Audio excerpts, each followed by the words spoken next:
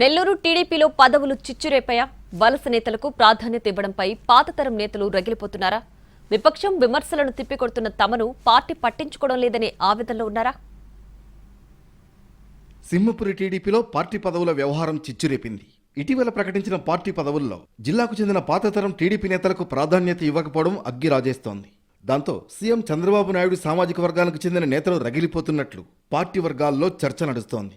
Party పదవులకు తాము సరిపోమా అన్న ఆవేదనలో నేతలు ఉన్నారన్న ప్రచారం జరుగుతోంది. దీంతో సదరు నేతలు అధిష్టానం నిర్ణయంపై మండిపడుతున్నారని టాక్. ఇక కొవ్వూరు ఎమ్మెల్యే వేమిరెడ్డి ప్రశాంత్ రెడ్డికి పోలిట్ బ్యూరోలో స్థానం దక్కింది. గూడూరు ఎమ్మెల్యే పాశం సునీల్కు రాష్ట్ర ప్రధాన కార్యదర్శి అవకాశం వచ్చింది. అయితే కొవ్వూరు నియోజకవర్గంలో గత ఎన్నికల్లో టికెట్ త్యాగం చేసిన మాజీ ఎమ్మెల్యే పోలంరెడ్డి శ్రీనివాసులు రెడ్డికి పార్టీ పదవి ఇవ్వకపోవడంపై వారి అనుచరులు ఆగ్రహంతో రగిలిపోతున్నట్లు తెలుస్తోంది.